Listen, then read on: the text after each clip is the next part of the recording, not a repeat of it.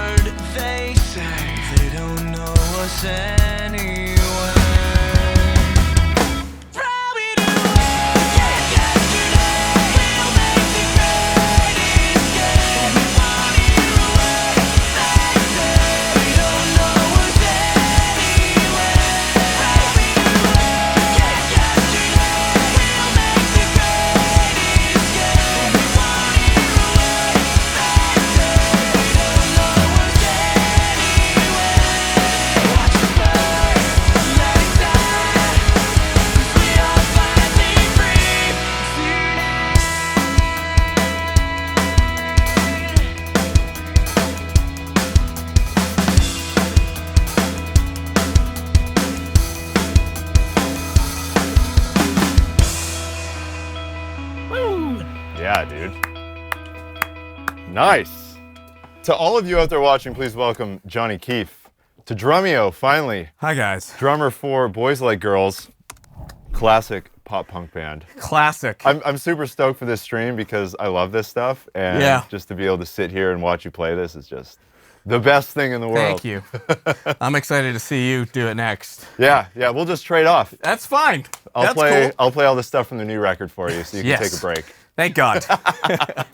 So to any of you who don't know Jonny, like I said, you're the drummer for Boys Like Girls, but you've also worked with studio and live for Daughtry, All Time Low.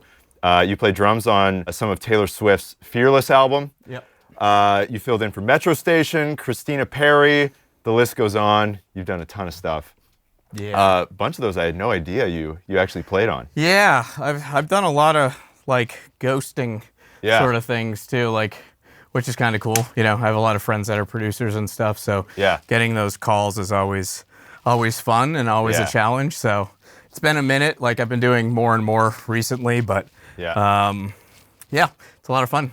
I have a blast. Yeah, it looks like that when you play too. That 20-inch Crash looks like it also has a lot of fun. Yeah, I feel like, what's funny is I don't break a lot of cymbals somehow. Really? Yeah, I used to, but my goal is to try to break all of these. If you can break that crash by the end of this, we'll let you take a snack for the road.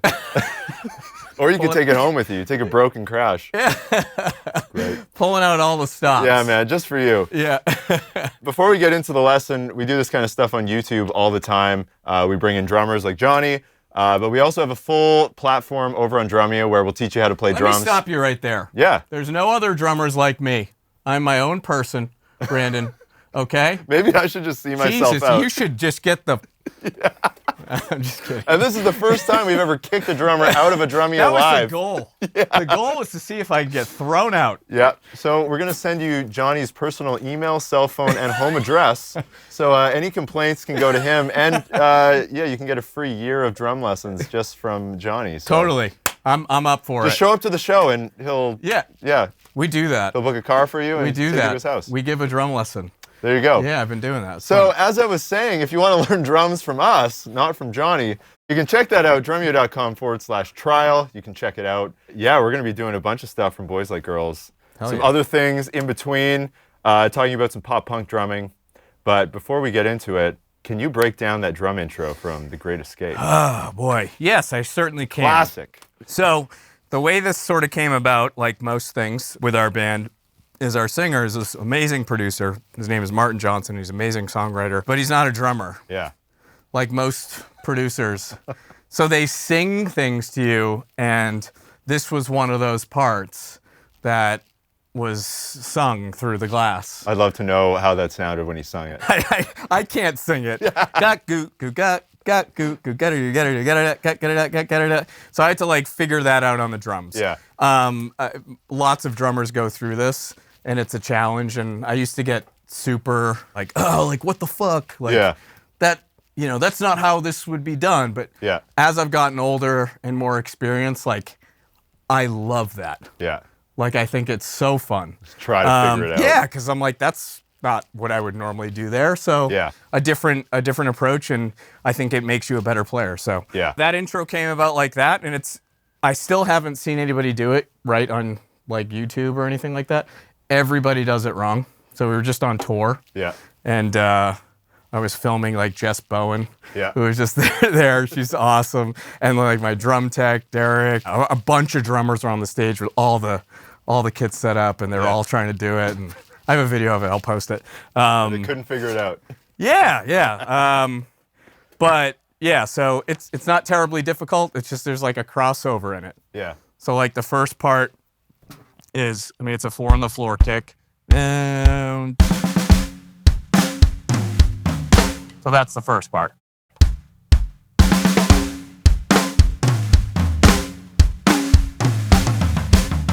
That's the part that people get messed up on, which is fairly easy, but sped up. Yeah.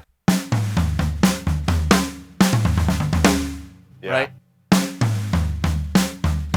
And you don't actually have to do that. Yeah, you could do like a double or something in there. But that wouldn't be right. Doesn't look as cool. Yeah, it doesn't look as cool, right? We're trying to be a showman. Agreed. Yeah.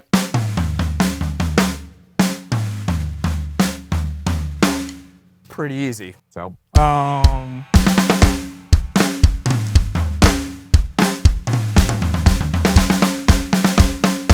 and that's pretty self-explanatory. Yeah. I feel like we learned that right off the bat when we're doing like the syncopation book or something like that. There it is. So it's like flams and some crossovers. It's kind of like going through your Drumeo stuff. That's right. It's that exciting. Yeah. It is. That's how we start, right? All that sort of stuff. Yeah. But yeah, it's very, very basic, and that's what's fun. You can just kind of get bashy and loud with it. Yeah. Which is a lot of fun. But yeah, that fill was man, it took a couple hours to get there. Yeah. It usually does when someone's going,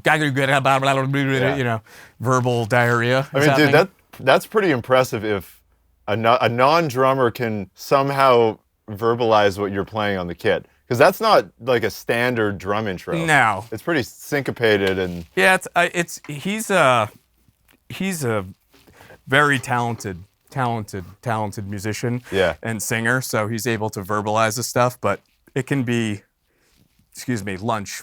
Oh my God. Here, eat an Italian sub and then play. There you go. Yeah, that's, more gifts from Drumeo. There we go. You can take the leftovers with you, Oh, too. boy. Well, they might end up on the kit. So, yeah. I'm so grateful for those guys that, they're always pushing me and stuff to be better. Yeah. A better musician, a better man, and learning these sort of verbal diarrhea drum fills are a challenge, and I'm absolutely up for it. I love it. It's a lot of fun. Can we hear it up to speed? And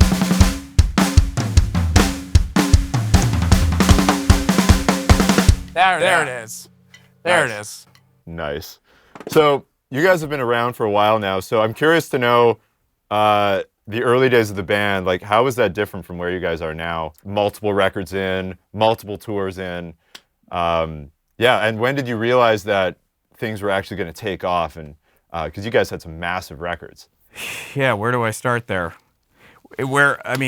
20 years. So the band has changed. We've lost a couple members. Not actually they're not dead or anything, but they've just decided to move on and do other things in life, which is cool. So we're older, more experienced. There's people have kids and families now. People aren't doing drugs and stuff anymore, which is nice. So there's a big hazy part of that situation. I guess for the band, seeing the growth of us as individuals, players, people is awesome. Sometimes you can see that go the other way. People fall down a worse path, and I think in our case, we're so fortunate to have all grown as people and constantly trying to improve and get better. I think you asked. The other question was, when did we know things were happening? Yeah. So basically, as soon as I sat down on the drum set, I knew. It was destined for greatness. I was destined for greatness. And that was the story. Like James Earl Jones to narrate this segment. Man, we worked really, really hard, and we grinded it out 10 or 15 tours in a van. Until that van blew up. Yeah. We got another one. We drove that one, and we hit a sheet of ice, ended up in a ditch, and was like, okay, it's time to go in a bus. Yeah. I think it was the defining sort of moment was when you hear your song on the radio for the first time. Mm-hmm. Once that happens, it's like, holy shit, this is real. Yeah. This is real, and we're here. And that was super cool. Oh, the other time I knew that I really wanted to do this was when I was 16 years old. I got to play with Shania Twain. No way. Yes. How did that happen? So they were doing some contest around the country where they would pick a drummer to go play with her, and she came to the I don't remember. I didn't have to compete or anything to get into this, but I was the guy. So Crazy. It was super cool. Yeah. Because I was at the stage I graduated high school on. It's now called the Comcast Center, I believe, or Xfinity Center. And so her people reached out to my band director, Mr. Conti, and I got to go play with her, and that was crazy, the coolest thing ever. And that was the real moment when I knew that this is cool. This is what I want to do. Yeah. That's what I wanted to do. So that was the defining moment of this is what I want to do. Then hearing myself on the radio was okay. And then you do TRL with Lady Gaga. Yeah. And you're all right. Yeah. We're in. Yeah. I'm doing it. It never feels real though. You know? It never feels like you made it, I guess. Yeah. We're still making things. Life of a musician. Yeah. It's always that next thing. Yeah, for sure. It's great. Let's do another track. We've got Heroine. Okay, cool. Next up, so. Yeah, this one will be fun.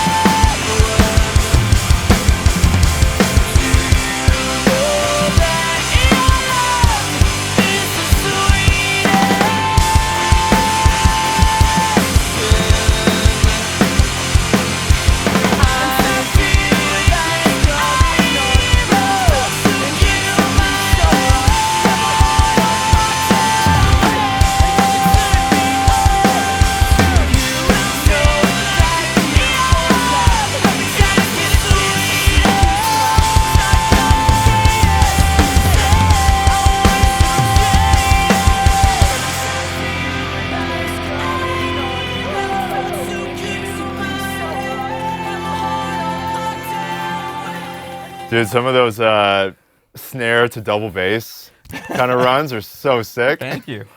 Did you play a lot of double bass when you were younger? No. Just for this gig? Well, I always thought it was cool seeing people do it. Yeah. And over the last year or two, I've noticed that if you want any attention online, you better be very, very good at double kick. So I'm working my way up. Nice. Up the ranks, because it's that's all people want to see. Yeah. So, yeah, I've been working on it. Nice. Getting there, Yeah. It's a work in progress. Those are some clean runs. Thank you. And they fit really naturally in that part. Yeah, it's been quite the journey getting there. Yeah. But, we're almost there. So both of those are from the first record. You guys toured that. Love Drunk comes out next. Yes. I think that was the first record I heard from you guys. I'm like, this stuff is awesome. Yes. So tell me about what was it like recording that record? We recorded that record in Canada. Oh, really? Where at? I think was it in Vancouver? I think it might have been in Vancouver. Okay. With Brian Howes. I don't know if you're familiar with Brian Howes. I'm sure some of the guys in the control room know. You guys, is Brian Howes Vancouver or is he Toronto? That's a thumbs Vancouver. up. Oh, yeah, there you go. We did Love Drunk here. Nice. Yeah, so that's why it's so good. That's exactly it. It's got Canadian blood. We're back here. Yep. Nice. Yeah, so we have good history here. So did you guys notice when that record came out, was that a significant jump in the way you guys toured and the response with crowds and all that compared to the first? Yeah. Because the band had we were doing TRL and all that sort of stuff. So we saw a huge jump. The crowds were getting bigger and bigger and bigger, and the band was getting bigger and bigger. So it was good that we put out another banger, I guess. Yeah. It reacted two very for well. two. Canada, baby. Yeah. Nice. So the next tune we're going to do is Love Drunk. Can you talk a little bit about just this track or this drum part in general? This song actually sounds kind of like a Killer song, which is kind of funny. And you can kind of sing along to a Killer song. I'm not going to say which one it is. Yeah. Very similar, but it's not the same. Can't get sued over it. But I think it was if Somebody Told Me, right? Somebody told me. Yeah. Anyway, and I'm a big Killers fan. Yeah. I love Ronnie. I think he's an amazing player. He's a massive influence. Yeah. So I was I try not to do the exact pop punk thing that you normally would hear. So I tried to do some of that hi-hat work. Nice. But it was, it's definitely in the pop punk vein. Yeah. And just try to make it interesting. Yeah. A little bit different for the listener. Nice. Dude, Ronnie's a master of just those subtle things that make it. Dude. I don't know, even seeing him play Mr. Brightside the first time. Yeah. You think it's just the standard. It's just not. Play it right through, and he throws in these little things where you're like, what? You're doing that? So good. Yeah. Man. Such a legend. Yeah. He just signed with Innovative Percussion, which is really cool because I was going through different stick companies and I was like, man, they're from Tennessee. And they're like, yeah, Ronnie joined. I'm like, I'm in. That's it. You got me. You got me. That's all it took. Yes, that's all it took. So nice. Let's hear Love Drunk.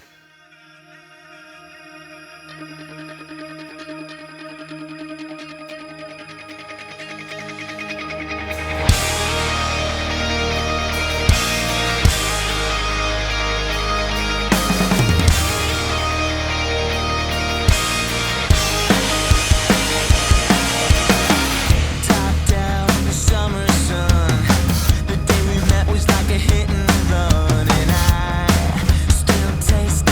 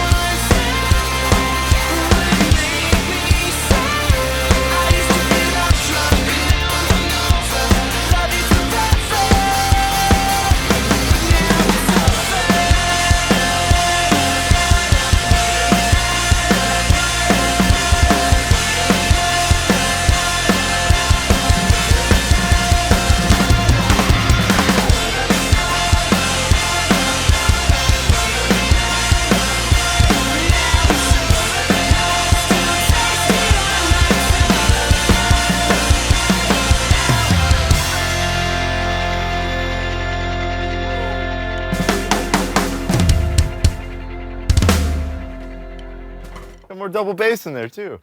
Yeah, just doing it for the kids. Funny what happens. Funny. For the kids. Trying to be like that token, Mr. Token guy. Mr. Token. Yeah. Mr. Sleep Token himself. I'm going to give an offering to him, taking his name. I would say don't. The boys like Sleep Token?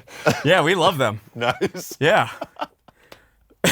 Oh, that's great. Yeah. I had no idea you played those verses open-handed. That was another one of those like producer things. They're like, oh, I'm like, yeah. They sent me like some parts, and they like to layer parts, and then you kind of do your own thing. And I was like, it sounds like there's a hi-hat in there. So I had to play left-handed. So I've been doing a lot of more open-handed stuff. Pulling a Steve Smith on Don't Stop Believing. Yeah, trying to be, but So I do a lot of that stuff in the playing. I think it sounds cool. Just another way to elevate a section. Yeah. You know? And you did that on the record like that too? Yep. Yeah. Nice. Definitely. All the things that people don't get to, like when I first heard that, I would have never guessed that. I would have thought it would just was just layered or overdubbed or something. Yeah. We did it like that, and I remember doing it the first time. I was like, this is so weird. Yeah. But you get used to it, you know? Yeah. If Steve can do it, Johnny Keefe can That's do it. exact, you know? That's what I'm saying. Exactly. Love it. In a minute, we're going to get into some of the other projects you've played with, but you did one other song on this record with Taylor Swift. Yeah. Before she, I guess, became like a mega icon. She's the biggest star ever in the entire history of the world. Like, and legitimately. She played it, and she sang on your record. She did. So you guys did a song called Two is Better Than One. Yep. A ballad. So what was that like collaborating with her? Because she was, I guess, more country at that point on the earlier records. She was like super, super country, and she had came out to see us, and she asked me to play on her record. Yeah. So I got to go out and play on her record. Flew to Nashville. I was wearing like cowboy boots, shorts, and a cowboy hat, and like a basketball jersey. And all the old country guys in the studio were like, what the hell is this kid doing here? Yeah. I kind of made like a little bit of a mockery, like a jerk. Yeah. Of course. But I did it. I did it well, and she was psyched. And then when it came time to do this record, we really felt like we needed a female vocal. So I hit her up, and she said yes. You know. Yeah. She's like, you know, she was like, yeah, I would love to. So It was really cool. She was, I think, on the road, so she went into, I don't remember what studio she was in, and we were like on tour or something like that. So, but yeah, she got us the vocal, and it was killer. Yeah. And it was a great song. People love it. We got to do it with her. She did it with us, right? At Madison Square Garden. Nice. Which is like so rad, and I have like a drum cam behind me. Yeah. And you see when she walks out, and it was just like, that's insane. You know, just wild times. But and for the record, because I think it just has your name in the credits of Fearless, but what was the track you played on? You're Not Sorry. And then there was some like other ones, but I don't know. I think they ended up on some of the other records. It was so many years ago that I don't totally remember, but I definitely didn't get credited for it. Yeah. Just because I didn't know. You know, I didn't know. Yeah. I just figured like someone did that for you, but apparently not. Yeah. So drummers out there, make sure you know, because there's a lot of different ways to get paid, and you need to, because you are a drummer, you need to figure those ways out. So it's like all of those, anytime you try to figure out like who played on a Nashville session, and it's like, here's like the 4 legendary studio guys who played on this record, but you have no idea who played on what, or if they mashed like someone else's part with your chorus or whatever, and it's just myth. Yeah, you just don't, I mean, there's been so much of that, but you gotta, you know, I guess one of my takeaways of the last like couple of years is make sure that you, when you go into sessions or after the sessions, that you are being credited and stuff for your work, because it can get lost in the shuffle. There's so many songs, there's so many players, you know, like, so just, that would be a little advice, I guess. Yeah. If you're looking for advice, which, who knows? That's why we're here. To learn, right? Yeah. Awesome, man. Well, let's hear a bit of Two is Better Than One.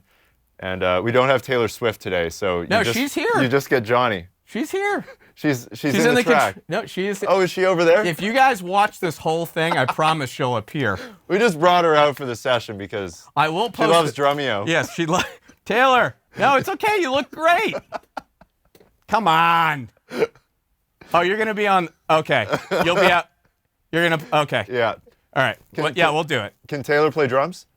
Taylor, I'm sure she can. She's very talented. I have yet to see her play drums, so maybe you guys will have her on Drumeo. Follow-up episode. Taylor, you're always invited if you want to come play some drums. Speaking of which, this is Two is Better Than One. I remember what you wore on the first day. You came into my life and I thought, hey, you know, this could be something. 'Cause everything you do and words you say, you know that it all takes my breath away. And now I'm left with nothing. So maybe it's true that I can't live without you. And maybe two is better than one. But there's so much time to figure out the rest of my life. And you've already got me coming undone. And I'm thinking two is better than one. I remember every look upon your face. The way you roll your eyes, the way you taste, you make it hard for breathing.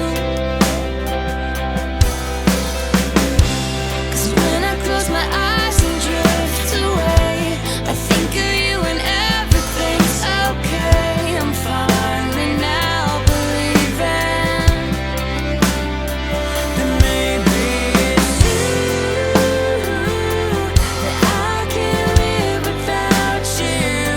and maybe two It's better than one. But there's so much time to figure out the rest of my life. and you've already got me coming undone. And I'm thinking two is better than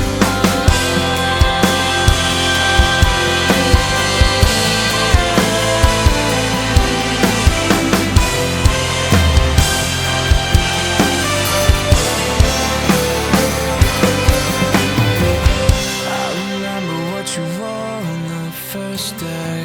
You came into my life and I thought, hey, maybe it's That I can't live without you. and maybe two is better than one. But there's so much time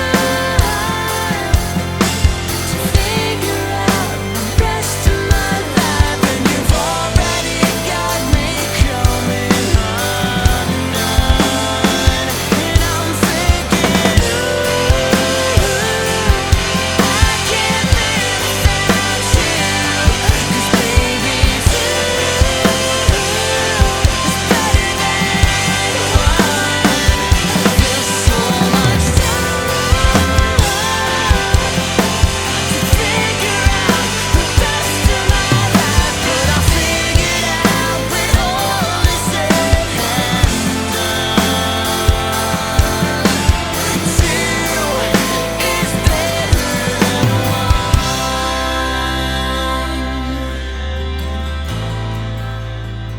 one. Great song, man. Yeah.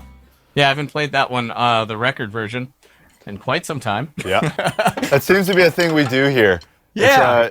We had a drummer out this past weekend, the time of filming this, and they hadn't played some of those songs in like 40 years. Well, that's a long time. It seems to be a thing. Yeah, because you like, what's cool about, like any of this stuff playing live is that like you always sort of, at least in our band, we always like evolve, like songs continue to grow and change, you know, which is a lot of fun. So I think actually the part may have gotten more simple than it was recorded. There was like more kicks in there. I could hear them. And I was like, wait a second. I think I used to play a little bit of a different kick pattern. Or there was like an extra one every measure. But yeah, fun song, good song to rest on. Yeah. With some of these up tempos as I get older, I'm like, like hit the drums harder. I'm like, I'm 40. Yeah. There's only so much time in these bad boys. Yeah. You know? I can't remember who was saying it, but something along the lines of like when you go into the studio, you come up with the part sometimes quickly, you record it, and then it's there for life. Yeah. But like what would it look like if you toured that song for like 3 years and then developed your part? Oh, and like probably God. 3 years in, you'd be like, that's the version of the song that I'd like on the record. Yeah. I mean, But- that's so true. I think because songs continue to grow and parts continue to grow, like it would be way cooler to do it like that, but that's just never how it happens. Yeah. You know, I think maybe some bands like back in the day, they got to do that. I think Stuart Copeland was saying all his Police stuff is like the first or second demo on the drums. Yeah. And they would keep that for the record, and then Andy and Sting would come back and do a million overdubs. Yeah. So they got their part the way they wanted, and his was just like the demo tape. I'd hear the song, 20 minutes later, I'm doing the take, which lives forever. The other two guys can spend months, days, hours redoing the guitars with different effects, he could use his Les Paul or maybe the 68 Strat. No, let's go with the 72 Strat, you know, they spend months doing all that stuff, but those drums I'm stuck with. That's exactly what we do. Oh, really? Yeah, it's very, very similar. Like I get the thing and then like I listen to it and then I play it. Yeah, and that's it's like, so you'll hear different versions, particularly on like some of the newer stuff that's evolved. Like the parts have definitely evolved and there's a lot more stuff going on. Yeah. But you know, the record sounds great and I'm super happy with it regardless. It's just a little bit more simple, which, you know, that's good too. Yeah. Simple is great. A moment in time. Yes. That's just what it is. Yeah, that's it.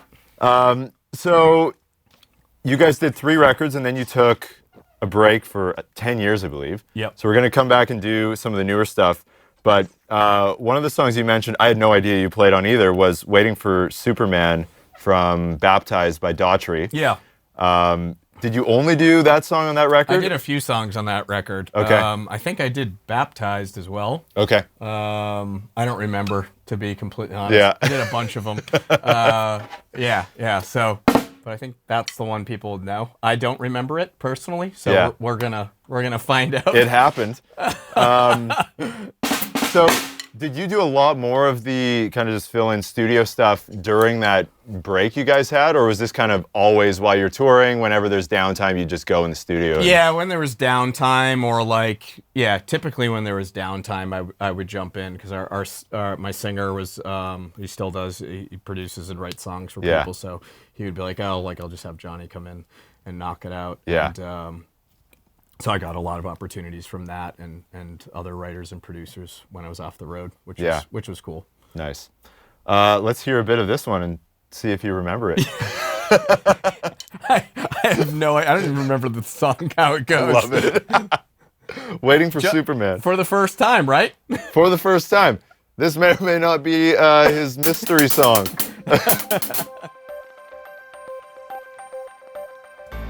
She's watching the taxi driver, he pulls away. She's been locked up inside her apartment 100 days.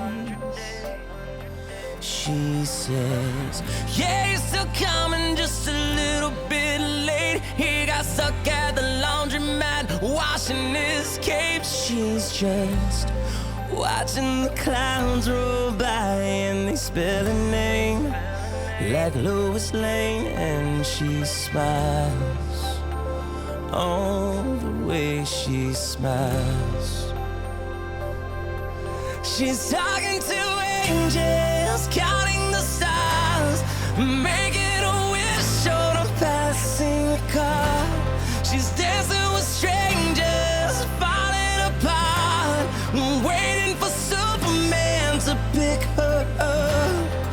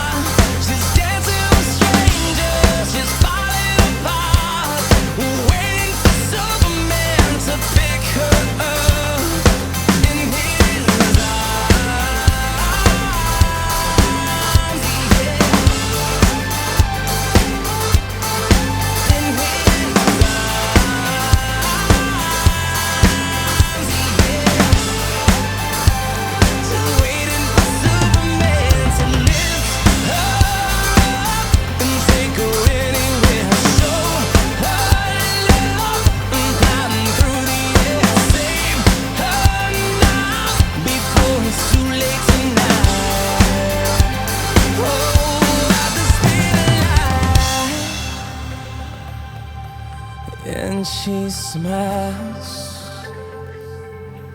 She's talking to angels, she's counting the stars, making a wish or a passing car. She's dancing with strangers, she's falling apart, waiting for Superman to pick her up in his arms.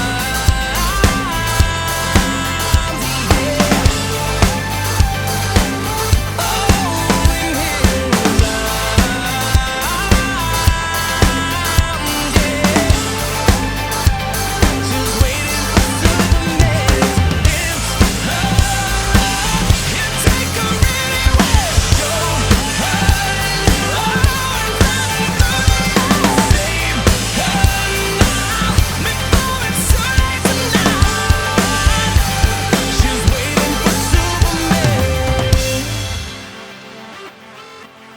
Okay. Nice. I think I got it now. It's all coming back. I guess. So it seems like in the last few years, I think notably with like the When We Were Young festival, there's a few others. It seems like there's kind of like a resurgence of pop punk from what was happening in the early 2000s. Have you guys noticed that with like the bookings that you guys are doing, where you're playing, even like the way crowds are responding? Yeah, it's been really crazy. When we got that call to do When We Were Young, we're like, holy crap, this is like, what is going on? Yeah. And then we showed up and there was 60,000 people there. Yeah, it's insane. So it might have been more than that, but we were like, holy crap. Yeah. And we had just played like a couple shows prior to that. So we were like, oh my God, when we got on stage. They actually like canceled, I think, the first day of it because the wind was and the air quality was so bad. But yeah, it's been pretty wild. Like we went to Brazil and we sold out like a 60,000 person stadium, which was like, how is that possible? Yeah, you wonder if it's like it's been what, 20 years since? Yeah, some of these records that came out. It's amazing. Is that like I'm curious if that's happened with, like, I don't think that happens with every kind of music.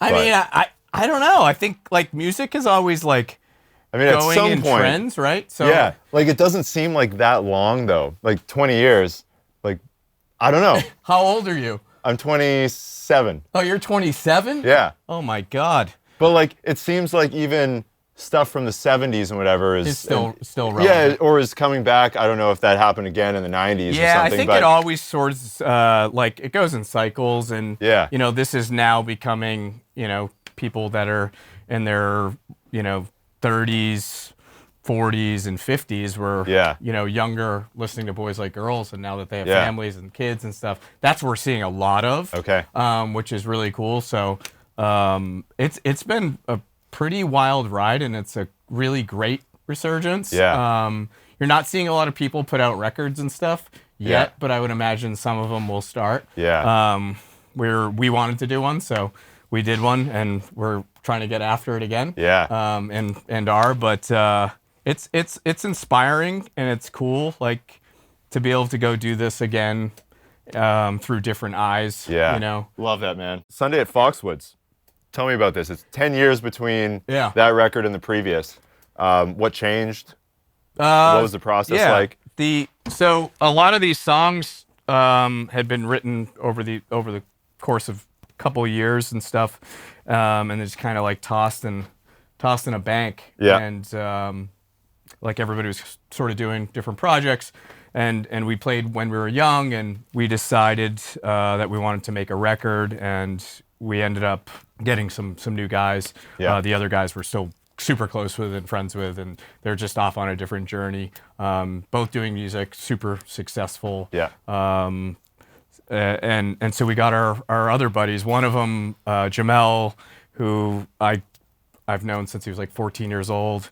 He came into the mix again, so it was super cool because he used to come out and play guitar for Martin. Nice. And then our buddy Greg, who was always out at shows, and he actually had like an emo cover band. Oh, nice. If you've ever seen the movie Rockstar, it's kind of like that story. So then, Greg joined, and we started doing this record, and it really, really came together.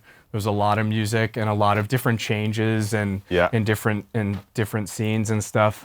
So it was a lot of fun. A little bit of a different process prior, but you know, the tools I think we have now for learning music are better. So it's easier to break stuff down, but it's also like the tools that producers and stuff have to like make parts can be like obnoxiously hard. Like you have like 3 drummers playing something, and I'm like, I'm not Danny Carey. Yeah. You know, like he has other arms. I swear to God. Yeah, he's got a 5th arm. You know what I mean? Yeah, he we all must. know it. Yeah, he definitely does. Yeah, so you know, every record presents its challenges and stuff like that. But Sunday at Foxwoods was so fun. Lot of learning involved and like trying different things. Like kind of geeked out on drums for the first time, and like went to the drum store and like started learning about drums. I just used to just play one drum set, and that's it for like the longest time. So anyway, Sunday at Foxwoods came out a few months ago. The record is it's about, I mean, the title is this place called Foxwoods Casino, which we're playing pretty soon, but we used to go there and get all banged up. And so you wake up Sunday at Foxwoods. I don't know. Pretty fun. Fun. Yeah, we're just having a good time. So yeah, that's it. Cool. Yeah, we're touring it. Nice. Well, let's hear, we got 2 tracks from that record. Let's start with Blood and Sugar. Okay. Yeah, I might need to change these bad boys real quick. Nice. You're playing too hard. I know. I am. You gotta simmer down over there. I am playing too hard. On those big drums. It's weird, because I'm so used to my garage. Yeah. So I'm like overcompensating sometimes. Yeah. I'm like, man, I am definitely hitting maybe too hard. This room is like really dead too, so it is. I find sometimes you want to play harder. Yeah, it's smart for you guys because it looks better, right? It's true. You guys thought of everything. Yeah.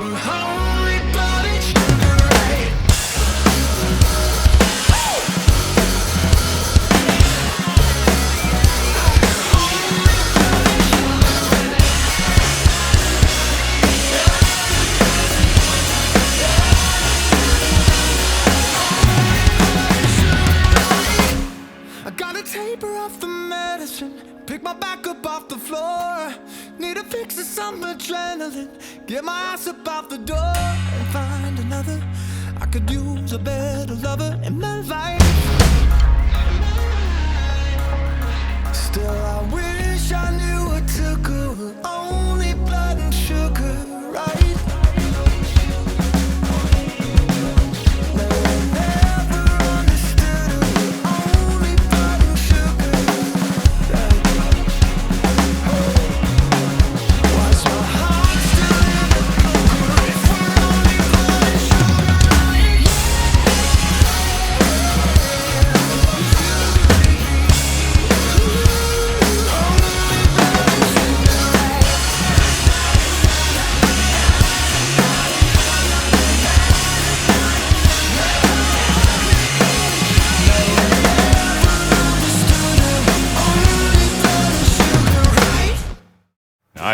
Here we go. Song slaps. Slapping. One more from this record we got is Miracle. Sweet. What can we expect in this one? We can expect some quieter playing. Nice. Can we expect some your left shoe to be untied? Well, I think we're good. Nice. Yeah. Just wanted to check. Yeah. Yeah. Never be too safe. Yeah, I definitely had to tie the shoe in that last one. Yeah. But it happens, right? That's right, especially when it lands in a nice break. It was planned. Just enough time for a double knot. Just trying to look cool. That's right. For the kids, right? Double bass and tying shoes. Yep, that's it. That's all it takes. All right, this is Miracle.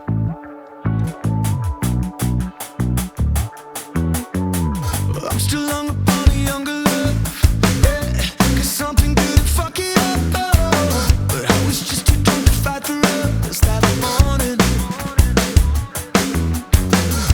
You left just like you said you'd leave, yeah, 'cause you got tired of me being me, oh. I'm still not better than I used to be, at least I'm honest. I need somebody, I wish you would find somebody. I don't need just anybody, need somebody like you. I need somebody that could be that somebody, parallel to my body, somebody like you. How do I get you out of my head? I need a miracle. How did I get you out of my bed? Balance the chemicals that I'm falling, 'cause I miss you. I'm not calling, but I want to. How do I get you out of my head? I need a miracle. You show up when my eyes are closed. Yeah. I wake up and I'm still alone. Oh, with all the energy and time I've blown. Just standing in my room, staring at the wall, think about the things I've done. Now I need somebody, I wish you would find somebody. I don't need just anybody, need somebody like you. I need somebody that could be that somebody, parallel to my body, somebody like you. How do I get you out of my head? I need a miracle. How did I get you out of my bed? Balance the chemicals that I'm falling, 'cause I miss you. I'm not calling, but I want to. How do I get you out of my head? I need a miracle.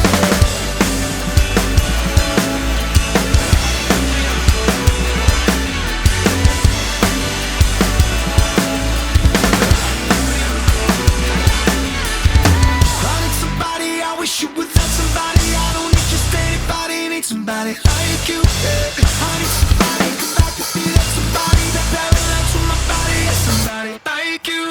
How do I get you out of my head? Yeah, I need a miracle. How did I get you out of my bed? It's so hard to balance the chemicals that I'm falling, 'cause I miss you. I'm not calling, yeah, but I want to. How do I get you out of my head? I need a miracle.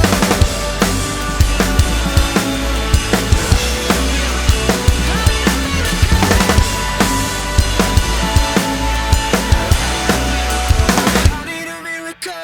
You said that was going to be some lighter playing.